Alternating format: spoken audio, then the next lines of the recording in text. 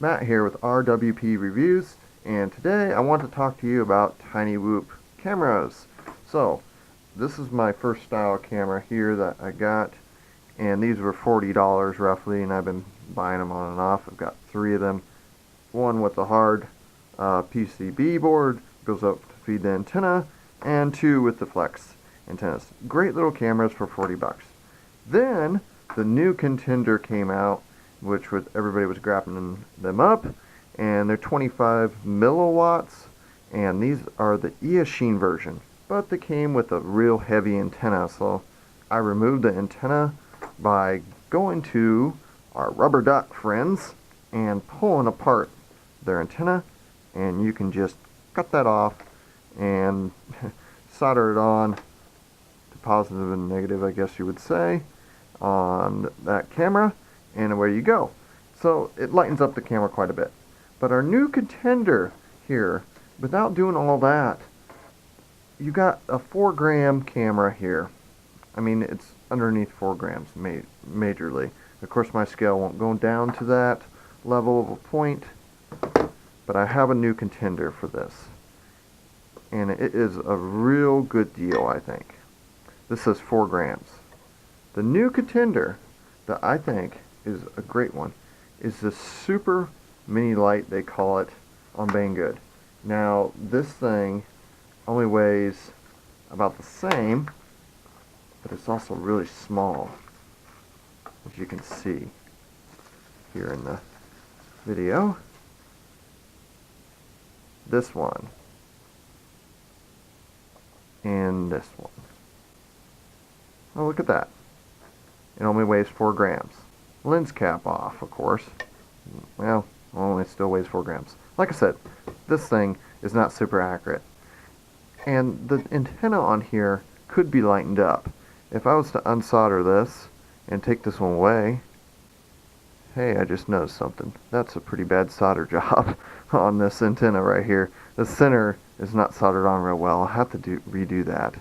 This is a brand new camera. I got to test the other one. I was testing it and playing around with it too, and I put a 1-cell LiPo on it and just hooked it up directly to the camera and was running it around with a little RC car on the ground just to see how it would do and get some range.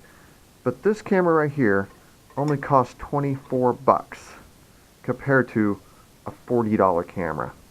This has less lines. It's a 520 line camera, but this has a 48 channel transmitter built in, 25 milliwatt, and it does get a little warm, I'll tell you that right now. But look how small the package is. I mean, it's the size of a dime almost. Just the, the form factor without the antenna, obviously. But I mean, that circuit board is so tiny, and to cram all this technology in there for 24 bucks, I mean, why wouldn't you buy one compared to a $40 camera? Now this has a higher line resolution. If I remember correctly, I think it's like a 700 or somewhere around there. Well, this says 4.5 grams, weighs, this doesn't tell me the resolution. They're both the same cameras, it's just one's got a flex antenna on it and the other one doesn't.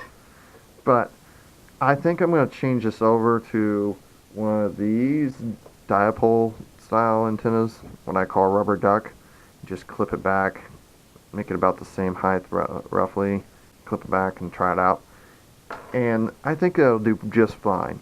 I'll show you some of the DVR footage I've got with this camera flying and also running around a little RC car, because I mean, just, it's so nice. Let's see if we were just to run it with this 150 milliamp hour battery and the camera by itself, how much this whole FPV pod will weigh. It's 8 grams. I mean, you could, 8 grams, I don't know how long it'll run off of 150 milliamp. I'd have to check the amperage that it draws, but really, this is ridiculous. 8 grams, and you have an FPV 25 milliwatt 48 channel camera. Now it's only a 520 line, and it does as good as a 25 milliwatt can do. And of course, it says 25 milliwatt, which is hard to say because in reality, 25 milliwatt is probably less than that. So, anyhow, it's a great little camera for the money. I'll put the link in the description on the video, and you can buy them if you want to, or buy the $40 camera, or buy the Eachine camera, which isn't a bad camera too. Talk to you next time.